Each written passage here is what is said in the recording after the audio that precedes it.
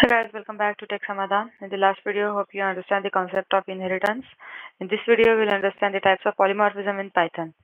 So you can stop writing duplicate code in Python because of polymorphism. It lets us to use same method or function for different data types and objects, making our code simpler and more flexible. In this video, we will cover two main types of polymorphism, method overloading and method overriding, along with it real-world example, just like we did in the previous example. Now, first is method overloading. Here you can see method overloading directly is not supported in the Python. It is not supported directly, but in the other we can. So what does method overloading basically technically means? You declare the same method means the function. It must have same name. As long as you have different parameters, it's fine. It won't make any difference. Like 2, 3. So that is what is method overloading. One method and different ways to call it. Different arguments should be there. So here it is add 510, add 510, 20. So that what it is allowed. The name must be different, but whatever things you are passing, that must be different. That is method overloading. We'll understand this in the deep. So think of the concept like different ways to communicate or behave in people. Some people speak in different ways. Overriding. Some can understand different meaning of same word, polymorphism. Okay? And some can adjust how they respond depending on information. They are overloading. So that's very nice example which I have tried to provide you. That people speak in different ways is overriding. Some can understand different meaning of same word is polymorphism. And like here. So here so different meaning it can be understood, and depending on how we respond, depending on the how much information they get, that is overloading. A method overloading. Python, as I said, does not support true method overloading like Java or C++, but we can simulate it using default argument. This allows the same method name to work with different parameters.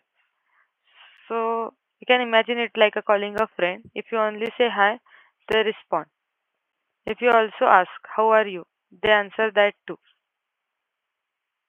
So we'll see here example, the same method add. The same method add works with 2 or 3 numbers. The third parameter is optional here. But this method overloading, here we must provide some default argument or else it won't work. But in uh, Java or C++, there is true method overloading. So here we would require the default parameter, which is here. This is equals to 0. This is the default parameter we provided. Then method overriding, as we saw in inheritance. That same method name, the parameter passed, it will, as it is, we will inherit from the base class. So a child class changes its parent's rule basically. A child class redefines a method that exists in its parent class. Now how it is redefining its method, it is adding its own feature. But inheriting def speak self, that method, but changing, like it breaking that rule. This allows the child class to have its own special version of method. So it has its own special version of method, the child class. You can see here, this is also a child class. But one thing here, what type of inheritance is this? You can comment it down. Okay. So understand what is and just comment it down. Now moving towards the method overriding. It will add its own special version using that method. It will just redefine a method. So imagine a play where actor have same script but they say their lines differently. So basically the parent is animal, says a general line, animal makes a sound. Now child is dog. It will bark cat meows. So this is the example of it. The speak method, this is the method which is overridden in dog and cat classes. The child class have their own custom behavior. Polymorphism with functions and objects now. A different class have same method name. A different class have same method name. You can see here, but they behave differently. But they behave differently. as lion, bird behave differently, and based on object that they call. So imagine asking different animal to make a sound. So bird will chirp and lion will roar. Even though we just say make a sound, each animal responds in its own way because we are making two different object here. So this is a function that takes different object. This is a function that takes different object. Bird, lion. We are using this function. The output is different. So the same function makes sound works for different object. Like for bird, it works differently. For lion, it works differently, but works for both. The function does not care what type of object it is, as long as it has this method.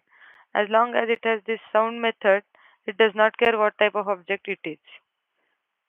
And the last one, polymorphism with built-in functions. So these are some inbuilt functions in Python. We understood what are lists, we know what is string, we know what is dictionaries.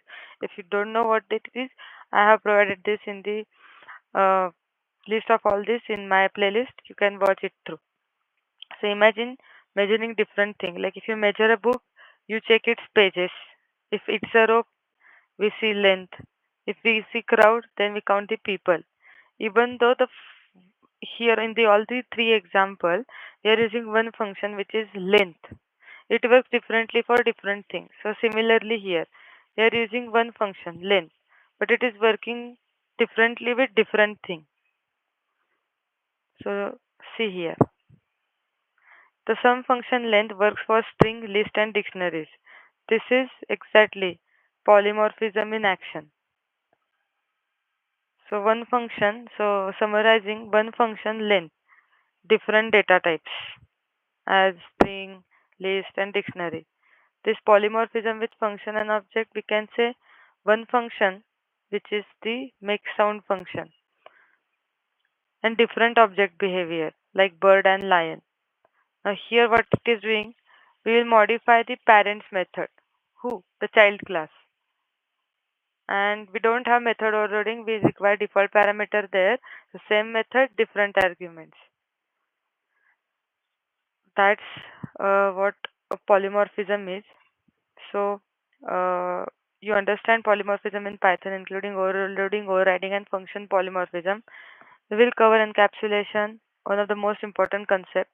If you found this useful, hit like, subscribe, and comment. Python OOP Master if you made it to the end. So one thing to keep in notice that method overloading should be carefully used as it doesn't support it natively. Overriding only when you need to modify behavior in child class. That's one thing to keep in notice. Thank you.